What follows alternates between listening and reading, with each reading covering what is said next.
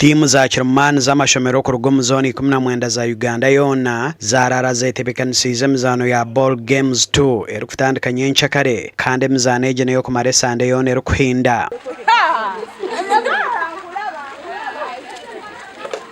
Twije n'abana 21 ku rugo mu district ya Bushenyi twatoye no mashomero gona rozi tukagira competitions kandi twabanda the best players tukwejo nsa measurements so turonzira abana tutekate yangu bija kwaje munonga kusinga tandikira hashoot put twinema bakwiruka imirundi 17 biki abasigazi abo kwiruka imirundi 5 ibirengwa twinema abakorekerezwa ngo bona nabo icyo tutekateka nga timu ya Bushenyi umwako bunitwe abo 20 bareba agamazina gufutana kanaza kirimo gona ga kunu yago mutekateka ngo this time ngaza kuza Bushenyi oshanga ntandikana ba ahebazibwe mugisha musinguzi n'abandi zamwe hatimu za Burenge rw'izoba ezojoye kiro mizaneji harimo St Augustine, Ntare School, Mbarara High School, Mary Hill High School, Bwera Nyanji, Kibase SS, Mbarara Ame, Buremba n'izindi kandi St Elizabeth Girls High School yambara nibo bine chikopo echa volleyball yabishiki echa Uganda yona kandi abayoreka amasko okugaruka n'echikopo eki zo za timu z'amashomero agaru kungeri ezraje kiro mizaneji zisimbwirwe kurunji aha mukoro gukurirwe Wilberforce Ongom ahimbsibwe omuhwezi wa RDC wa district age.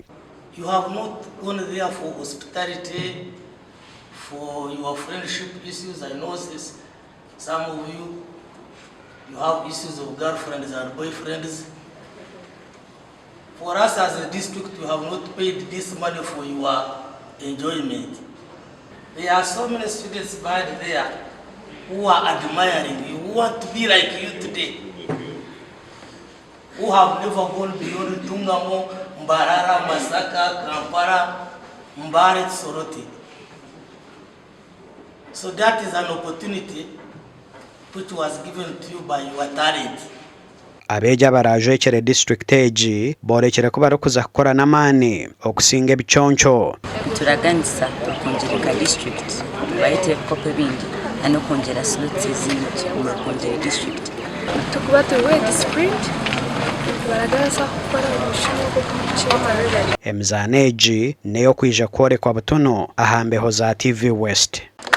We wish you a safe journey.